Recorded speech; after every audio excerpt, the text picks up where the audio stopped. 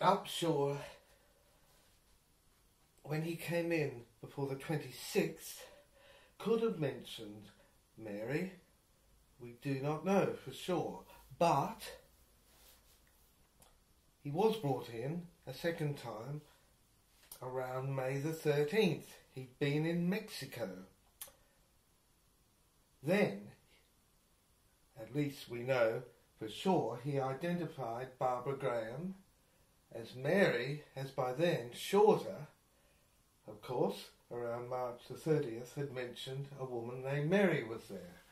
But at either date, even if it was earlier, if Upshaw was put before photographs independently, without any influence, by police of women who had criminal records, around when Shorter mentioned a woman named Mary, even though it appears that Upshaw came in slightly before Shorter did, before Shorter on March the 26th. Nevertheless, if Upshaw was sat down in front of what are called mugshots by police and without any influence by them, picked out Barbara Graham as Mary, or as being there with him and Shorter and Perkins and True on March the 8th, which he said she was with him on that date, and they all cased the house of Mabel Monaghan on March the 8th. Then, in the context of Shorter, on March the 26th, saying he, Shorter himself, met the woman, Mary, who went over to Mabel Monaghan's house and went up to the front door and pressed the bell or knocked, for he, Shorter, swore in his statement on March the 30th that he met that woman who was Mary. He said they called her Mary, that's all. Shorter met her for the first time within those 3 days, 7, 8 and 9. He met her for the first time on March the 9th in the evening, and they did not have dinner, as Shorter said quite definitely, but True said they did. But True, of course, identified her as Barbara Graham much later, around May the 18th, before the grand jury, to coincide with Upshaw. But because Upshaw, even if he sat down and picked out a photograph independently, said she was with him only on March the 8th, and Upshaw pulled out on March the 9th and didn't go, and therefore didn't meet Mary on the evening of March the 9th, then because Shorter said he met this woman Mary, whoever she was, for the first time on the evening of March the 9th, then because Shorter was supposedly with Upshaw on March the 8th, then the same woman couldn't be her. Couldn't be she, couldn't be Mary. The same woman that Upshaw chose and picked out, however he did it, couldn't be Mary that Shorter introduced into the whole play on March the 9th, as being there on March the 9th. It had to be not the same woman. But of course, that is if Upshaw was telling the truth. But of course, Upshaw didn't pick her out. This conflicted with what Shorter said, and Shorter was supposed to be with him, according to Upshaw, in the presence and company of Mary on March the 8th. It can't be the same woman, and they're lying, framing her. It is indicated that Barbara told a lie to Siriani in the cell when she said that she thought the murder occurred on March the 10th, in the early morning hours. This somehow was projected and portrayed as if indicating that she was lying, a compulsive liar. But the explanation is obvious.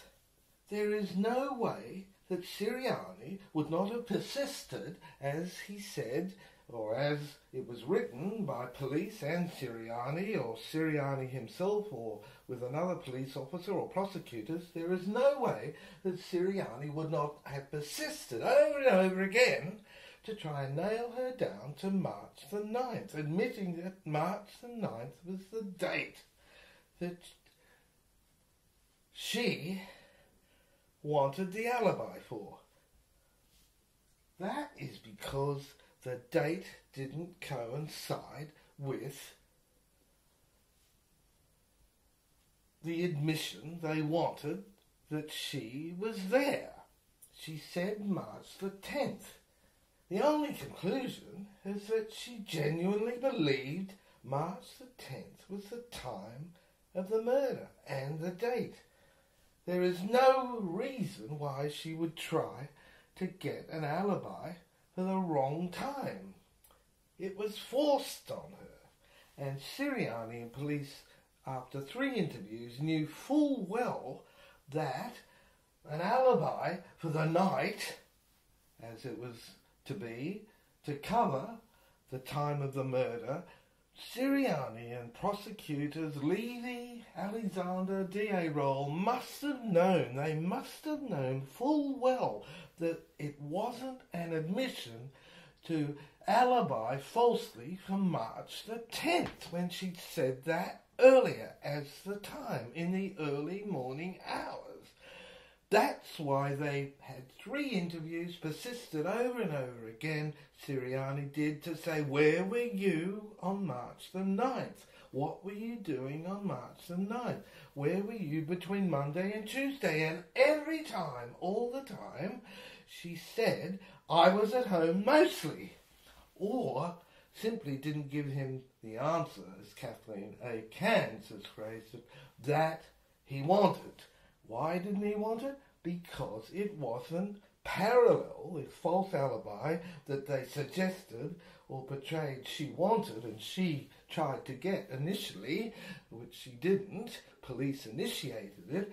Donna Prow initiated it. Policewoman Shirley Olsen initiated it at the behest of the prosecution, which paid in this heinous, if you like, way of getting a confession, so-called, which wasn't even a confession, because it wasn't parallel with the time of the murder, which was March the 9th, 7 p.m. It paralleled with March the 10th in the early morning hours. It showed, as Siriani and prosecutors, of course, legally knew, that Barbara Graham didn't have a guilty mind.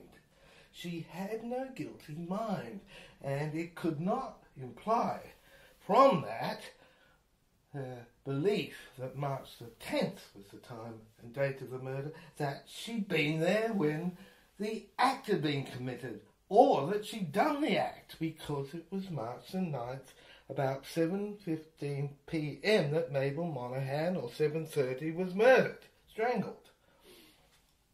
So the idea that a tryst in a motel or an auto court, as she said later, all night, covering March the 9th, March the 10th, what? Who goes to bed before, say, 8 o'clock, 8 p.m., even if it's seduction's on, trying to seduce? Believable position would be 9 o'clock in the evening to, say, 7 in the morning. And that is what police and Siriani knew did not cover properly a guilty mind, covering March the 9th at 7:15 p.m, just after dusk on March the 9th. Not even night, really, or just. The floodlights were on.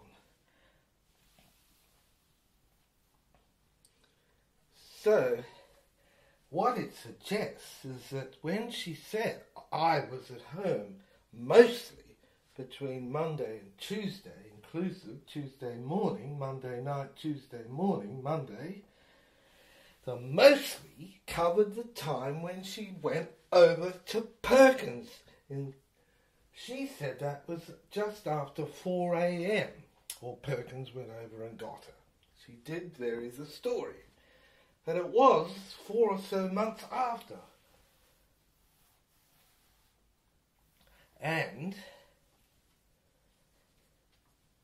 nevertheless, the time covered by the word mostly was when she wasn't there. She had gone over to Perkins. And naturally, she wouldn't be too keen to tell anybody that she connected with Perkins and Santo, the murderers, the real murderers, and True later, a day later, but around there is the time, and that is when her husband had left just before, and it must be conceivable. Her husband had left before. It's conceivable. Makes sense that that's when Perkins knew she didn't have an alibi.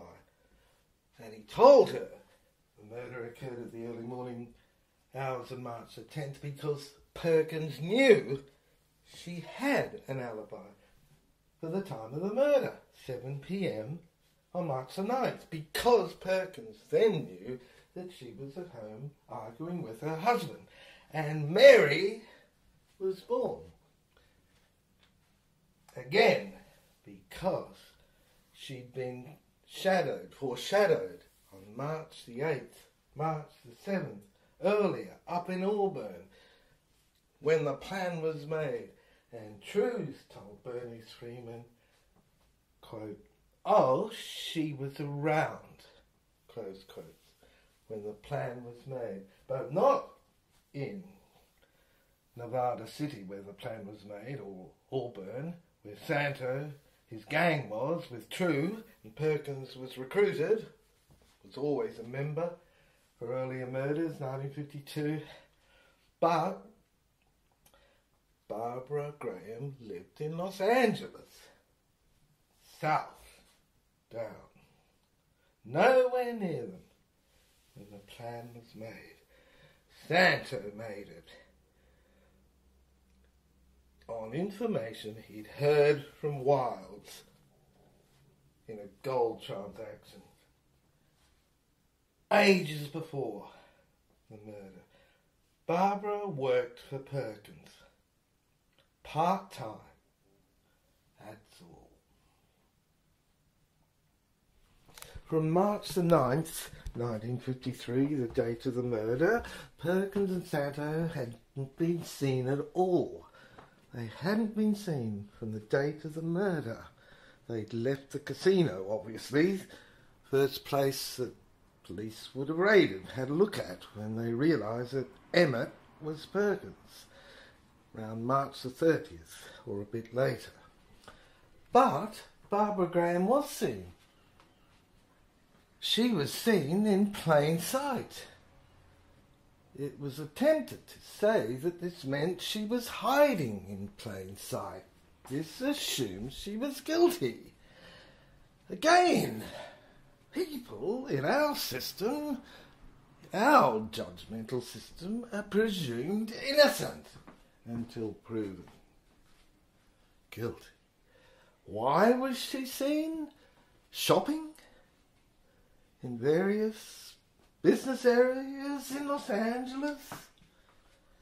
Seen in Linwood, finally? Story is they followed her and arrested Perkins, Santo, her at an auto court, no media present, just a story, produced, later given in bulletins, in a blackout that had been imposed by District Attorney Roll 3 weeks before, up until when they were supposedly arrested. Nevertheless, Barbara Graham was seen by a policewoman and a couple of times shopping openly, dressed provocatively apparently in earlier times, and no doubt was again. Very sexy woman. passing bad checks. Pity the dates weren't looked at. Some were in March. Maybe one said March the 9th. But anyway, in any case, the real reason Barbara Graham, supposedly Mary, was shopping in plain sight, took her son over to her mother-in-law. Surely the mother-in-law gave evidence. The neighbours. The reason she was hiding in plain sight was that she wasn't. She was shopping. She had an innocent mind. A guilty mind not. That's why she was in plain sight. Obvious. She told the court she ran with Perkins when she found out he told her they were wanted for murder. On March the 10th he told her, or 11th, round there. Must have been earlier, must have been March the 10th. Because they fled to the auto courts. From March the 9th, Perkins and Santo weren't seen up until when they were arrested, weeks later, with her. So, Perkins told her she was wanted when True later said that Perkins alone knew Perkins, was wanted. Then, almost immediately after the Mabel Monaghan murder, True said in his statement, which was withheld from the court, never seen by them.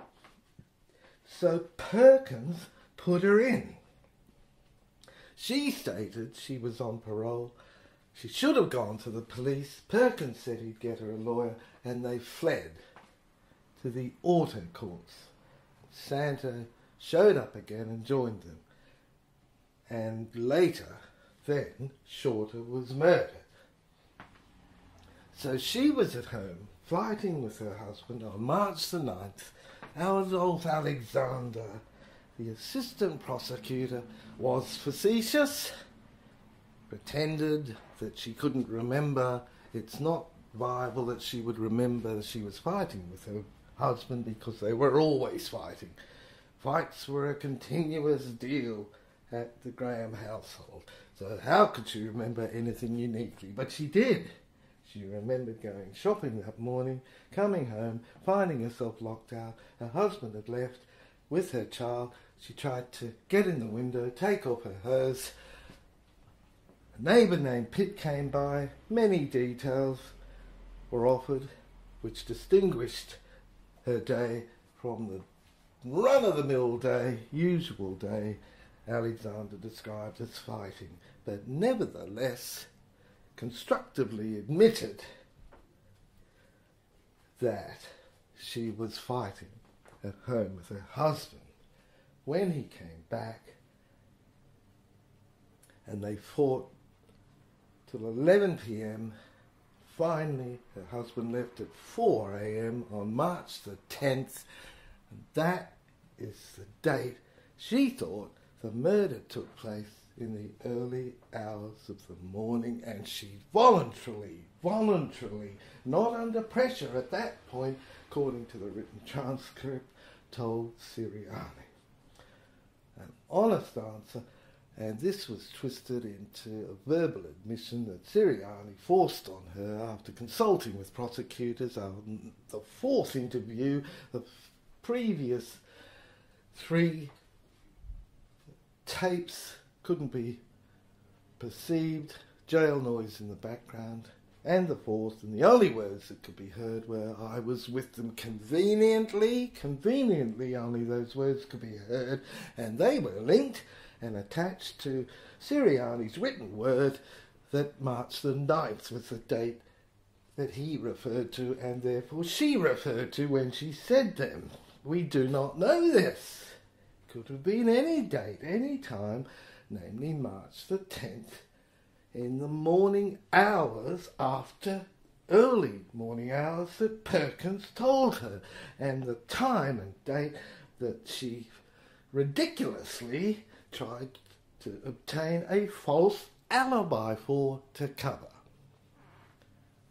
in a motel named El Enrico.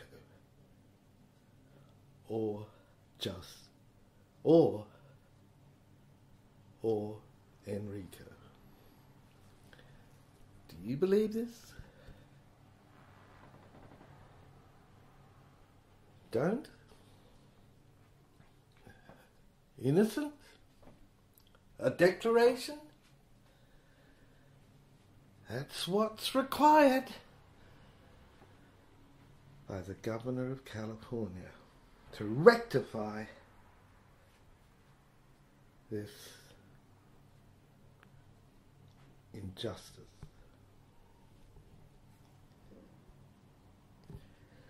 David DePinner has read this rather badly at times. Please don't take that against him. Please don't take that against Barbara. A woman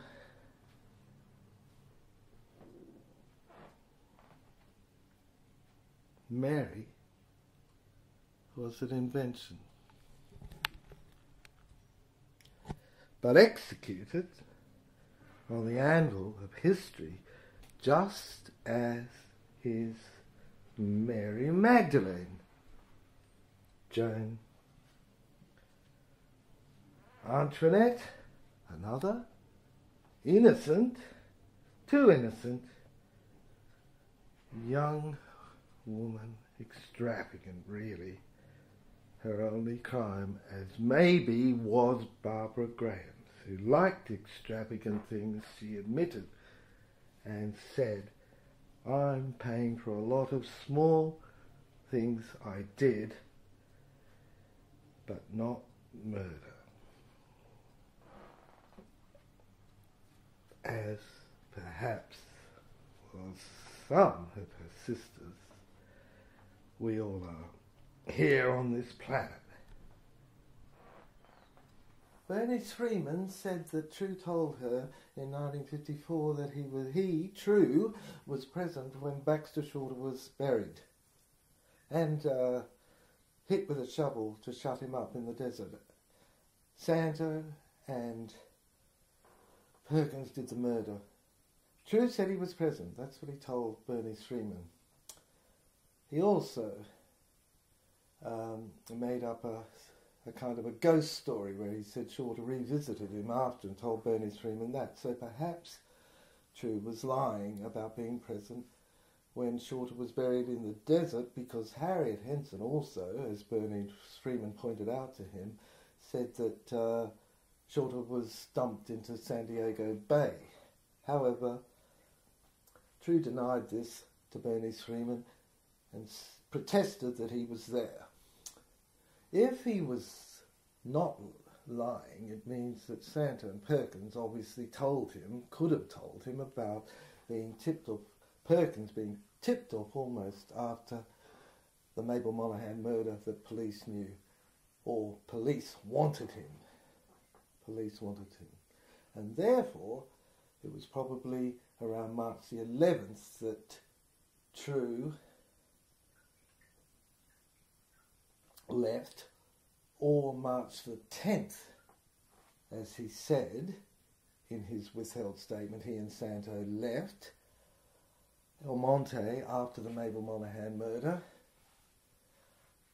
and they went back to Auburn, and that's where Harriet Henson met them, and she gave alibis that they were up in Auburn on March the 10th. On March the 9th. And that alibied her as well, of course. So that may be how True knew on June the 4th, when he signed the statement that Perkins knew almost immediately that he was wanted. So it means that True may have left at midnight on March the 10th. That's what we're saying. But it also means that because Perkins had not been seen since the Mabel Monaghan murder, or Santo, that is, had not been seen at all since March the 9th, that they fled to the Auto Courts. True told Bernice Freeman that he met Barbara Graham in Los Angeles. The Auto Courts were in Los Angeles. That was where True met Barbara Graham, with Santo there and Perkins. The Auto Courts, March the 10th or 11th. March the 10th, it could have been, if by some coincidence it seems that Perkins was tipped off by corrupt police before Mabel's body was found on March the 11th, because police were closing in on him, which they were, and shadowing him and Santo for the 1951-52 murders they'd committed up in Auburn. Nothing to do with Barbara Graham at all, but to do with Harriet Henson, who drove the getaway car. It was found out later at the Mabel Monaghan murder trial. So, True and Santo may have left midnight, March the 10th, as True said, testified at the trial, and he could have known. But if he didn't know, then it would have been for the Mabel Monaghan murder, because he would have left after March the 11th. But either way, it would be that True, one meeting that Barbara Graham said, I met him once, she said, that one meeting happened in the Auto Courts because it's established that Perkins and Santo were not seen again after March the 9th, after the date of the Mabel Monaghan murder. But Barbara Graham she was, as we have said, walking around, shopping, etc., taking a child to her mother-in-law. But Perkins, the murderer, and Santo, the murderer, True fled to Auburn, Northern California. Santo also, but he came back later. Apparently, in Los Angeles, True told Bernice Freeman. In 1954, True told Bernice Freeman in Los Angeles. Can't repeat it enough. Not El Monte, not Auburn, not Nevada City. In Los Angeles, where Barbara Graham lived prior to going to the Auto Courts with Perkins, and Santo possibly.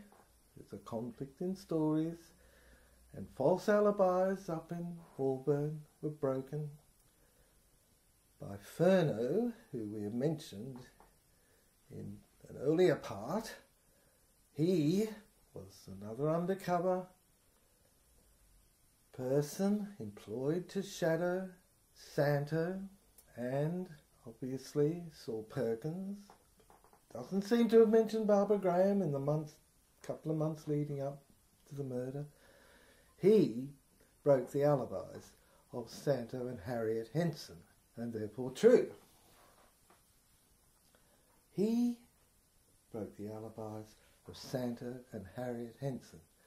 The point is that John True, as he said, met Barbara Graham in Los Angeles at the Auto Courts, March the 10th or 11th, after Perkins fled and wasn't seen after March the 9th, because he'd been told, tipped off, that's why he fled.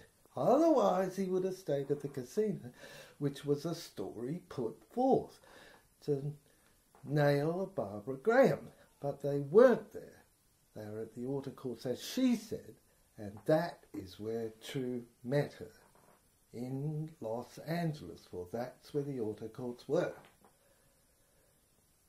He could have met her right back in the beginning when they all came down, as he said, but either way, John True did not meet her at El Monte or Ventura Boulevard at the Smokehouse, nor did Shorter, or Upshaw, or Santo.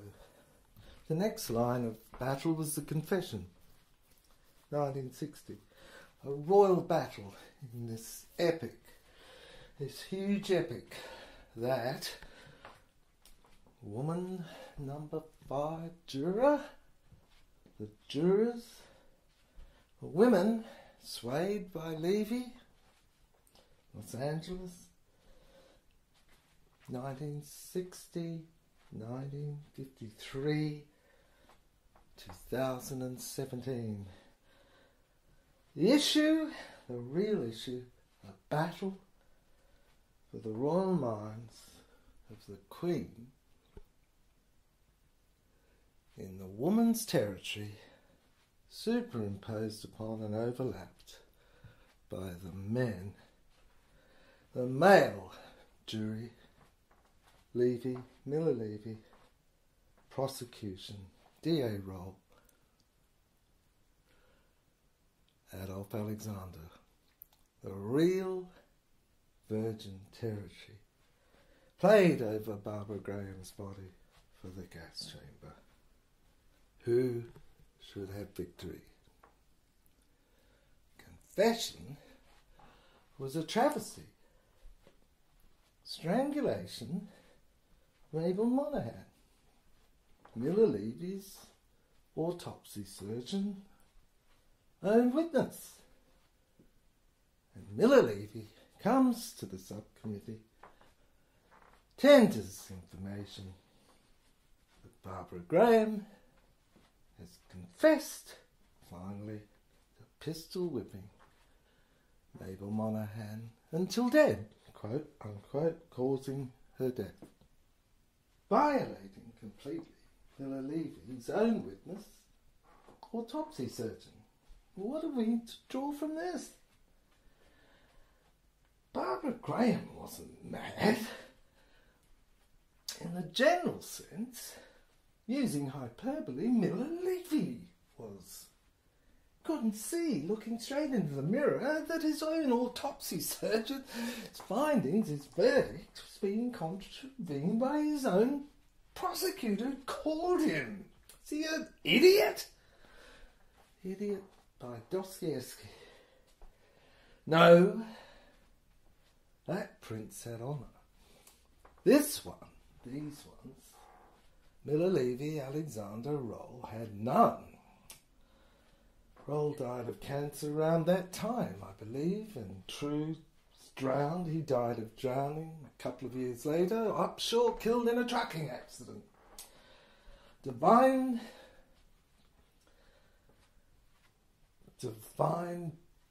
balancing? That is the question.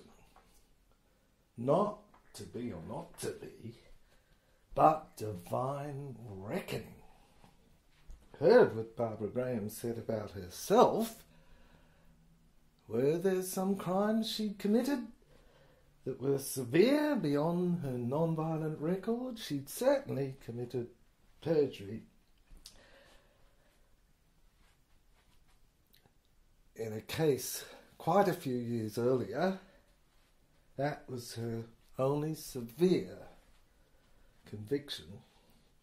And in that, she, without having anything to do with the crime or knowing anything about having anything to do with the crime, she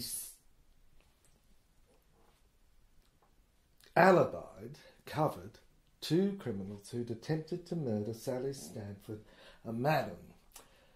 And later, after Barbara Graham got out of jail, she went round to see Sally Stanford, and Sally Stanford accepted her apology. But those two men had attempted to murder Sally Stanford. Sally Stanford forgave Barbara Graham, and she was genuinely contrite, upset, devastated, according to Sally Stanford, who was very sympathetic to her and said that she was a devastated personality who'd been upset by life for years. Now, no one's trying to cry or get her off on sympathy grounds, because Mabel Monaghan's murder was shocking. Nobody can excuse that. But Perkins and Santa, may be true, Shorter did it, not her. But that involvement in an attempt to alibi two men who years before had attempted to murder Sally Stanford might be the thrice kickback. Comes around, times around, balancing, reckoning that Barbara Graham was talking about that made her face the gas chamber. But now, as to the confession, Nurse Cates indicated that Barbara Graham did not confess. There was no confession at all on the night. She said quite categorically, and I'd refer you to Kathleen A. Cairns' excellent report, specific on facts, in her book, Kathleen A. Cairns' book.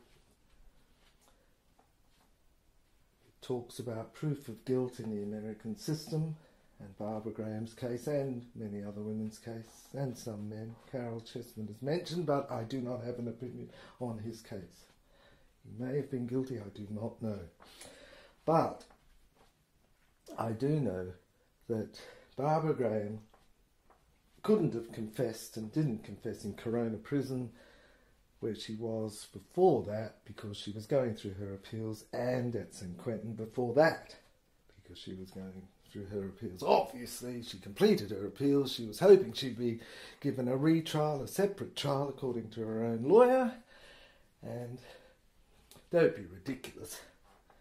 She'd hardly confessed to pistol whipping someone until dead, when they were strangled, and she was on appeal and was genuinely trying to get herself off a retrial.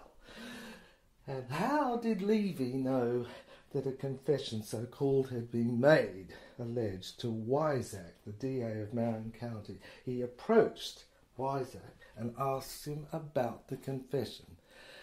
The confession was supposedly said to Wysack by Teets, the Controller General, the Warden of San Quentin. 2 days after Teets told Wysack, Teets died, and Wysack couldn't even remember any details, and there was no written record in the prison records and by Teets of any confession by Barbara Graham, and Teets was meticulous and well documented everything, and had to anyway under the regulations. Never spoken to Barbara Graham alone, others had always been there.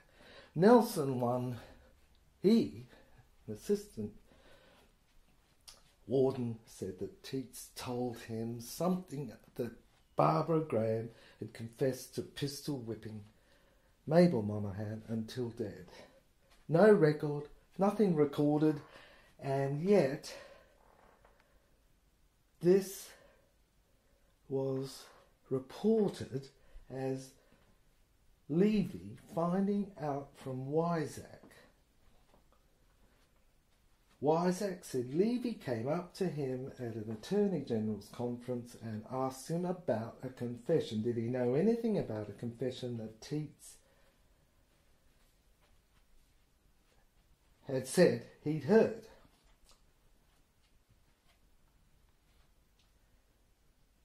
Teets said he told no newspapers. Teets didn't tell Levy. So how did Levy know of the confession to approach Wysack? Nelson hadn't told him.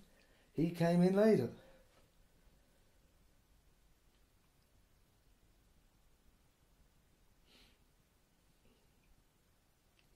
In any case, it narrowed down to the last night when she was executed, The allegation was that Teets had been told by Barbara Graham that she confessed to pistol whipping Mabel Monaghan until dead on the night of her execution, and Nurse Cates, who was with her all of the time except for making the tea, and then a matron was there, and that only took a couple of minutes.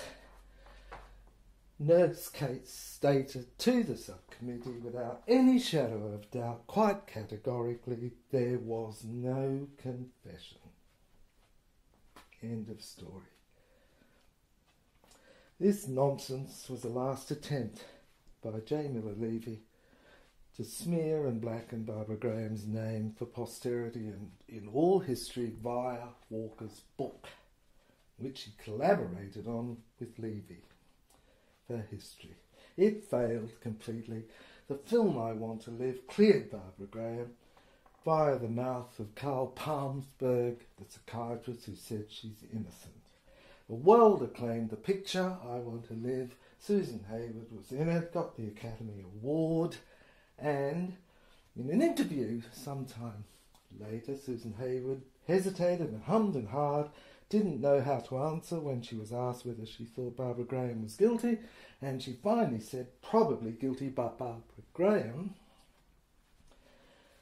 trial had been truncated, was a travesty, and Susan Hayward, who played her so well and adequately, did not know that on June the 4th, John True had signed a statement saying he met her, Barbara Graham, for the first time on March the 9th and not March the 8th, the date he'd said she'd been present as Mary, Barbara Graham, and Shorter had seen her, and there'd been a conspiracy to murder Mabel Monaghan, and Barbara Graham had been joined in. And on top of that, the final cherry cake crowning it all is that in that statement, we have not mentioned before, but in relation to the pillowcase, John True stated quite categorically on June the 4th in the statement that was held, the same statement, that Emmett Perkins put the pillowcase over on Mabel Monaghan's head, not Barbara Graham.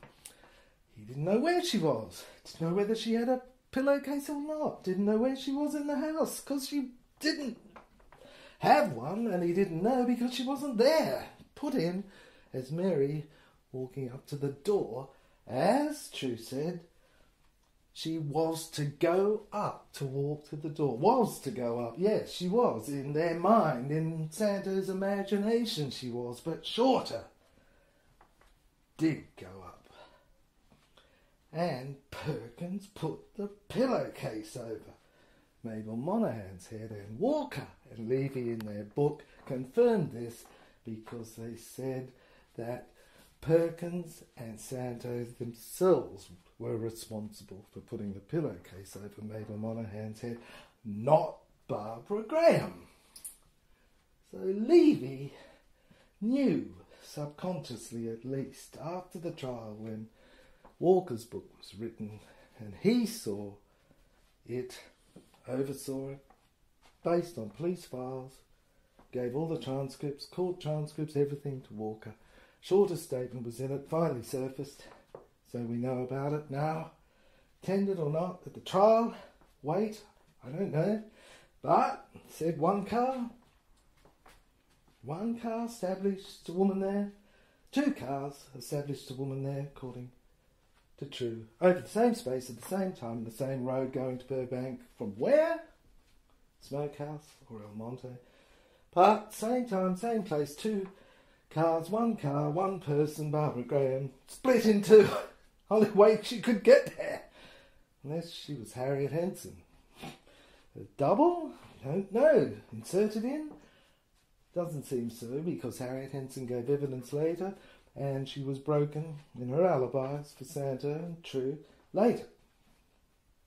Perkins' wife gave an alibi false. That was broken also, I think. But the point is that in this awful trial, the killer case was put on by Emmett Perkins, and in that statement given by John True, he said that,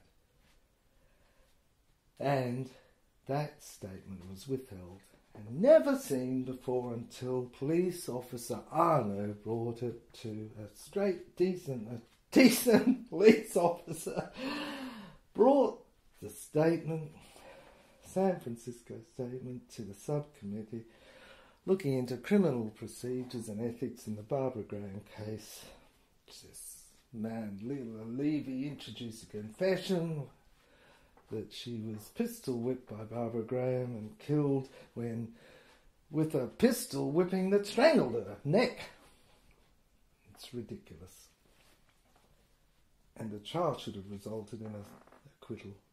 Separate trial, as said Barbara Graham's appeal attorney, Al Mitchell. I just follow orders. That's what Teets told Weizak.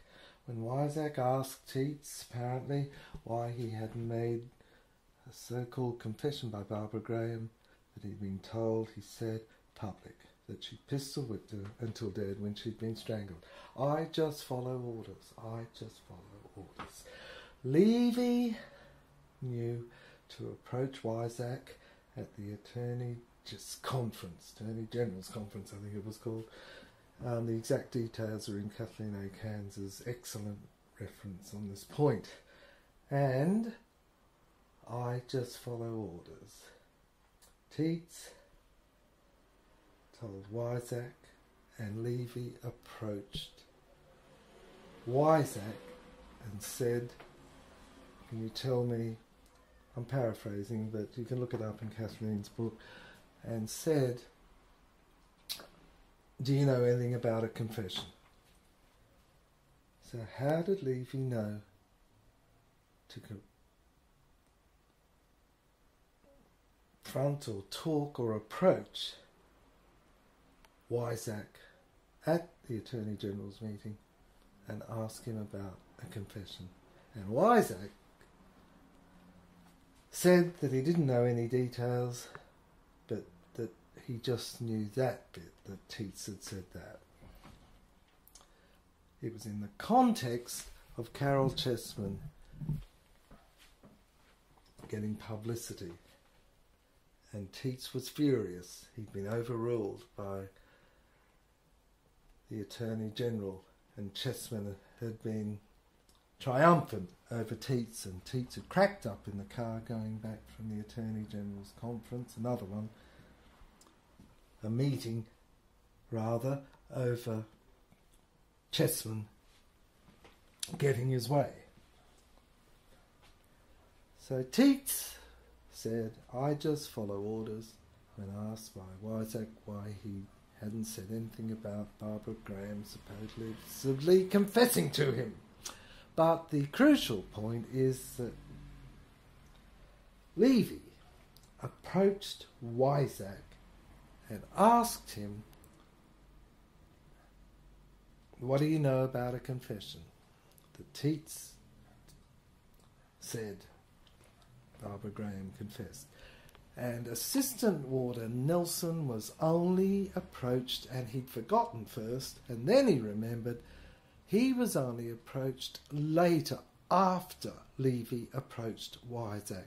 And Nelson was approached by Walker for his book. And that is when Nelson said he remembered, Teets did say that Barbara Graham pistol whipped Mabel Monaghan until dead. So this was after, and Nelson didn't know any details, couldn't remember, was vague about it. It was just prison scuttlebutt. That's all they heard.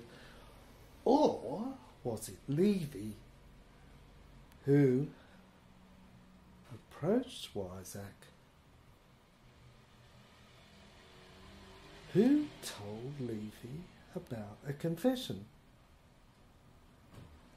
to Weizak by Teets, when neither of them had told anybody? As they say at the end of the Mickey Spillane Mike Hammer films, da-da! Well, they play. That is, Errol Flynn said, the play's the thing. In the theatre, the thing is the play. But in life, the thing is the play also. How it's played.